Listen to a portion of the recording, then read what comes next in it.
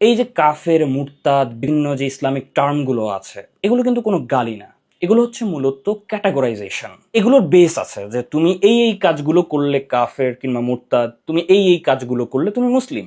এটা অনেকটা এরকম যে একটা রুমের মধ্যে 20 জন মানুষ আছে, এর মধ্যে 10 জন শুধুমাত্র বাংলায় কথা বলে এবং বাকি 10 জন শুধুমাত্র ইংরেজিতে কথা বলে। এখন বাইরে থেকে একজন এসে বলল যে আপনাদের মধ্যে যারা বাংলায় কথা বলেন তারা বাম দিকে চলে যান, এবং আপনাদের মধ্যে যারা ইংরেজিতে কথা বলেন তারা ডান দিকে চলে যান।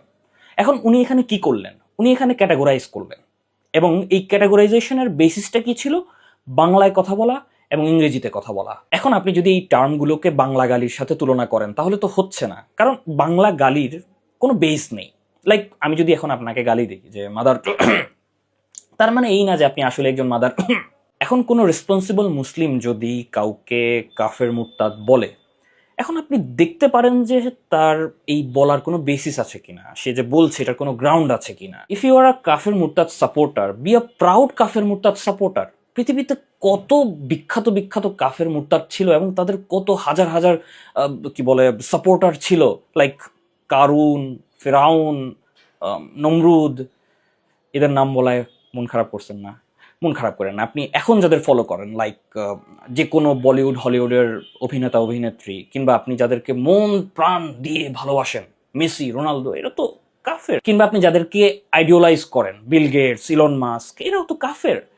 বি আ প্রাউড কাফের মুরতাদ সাপোর্টার। এখন কেউ যদি বেগম রোকেয়াকে কাফের মুরতাদ বলে, সত্যি বলতে এখানে খেপার কিছু নেই, এখানে জাস্ট ক্যাটাগরাইজ করা হয়েছে। এখন আপনি এটা চেক করতে পারেন যে এই ক্যাটাগরাইজেশনে গ্রাউন্ড আছে কিনা, বেস আছে কিনা। বেগম রোকেয়াকে এগুলো বলা মোটেই তার জন্য অপমানজনক নয়, তাকে জাস্ট ক্যাটাগরাইজ করা হয়েছে, দ্যাটস ইট। আমি না বেগম রোকেয়াকে নিয়ে একটা জোক মারতে চাই, প্লিজ প্লিজ মাইন্ড করেন না, খেপেন না আমার উপর। Just a joke, just a joke.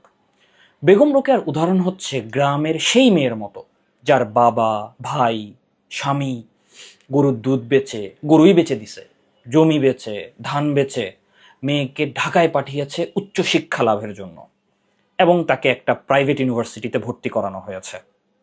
এখন ওই মেয়ে কিছুদিন ইউনিভার্সিটিতে যে এসে দেখলো যে ওখানকার মেয়েরা খুবই ফ্যাশনেবল জামা কাপড় পরে, এবং সে ওদের সাথে তাল মেলাতে গিয়ে, ফ্যাশন করতে গিয়ে ল্যাংটাই হয়ে গেছে পুরা। Just a joke, just a joke.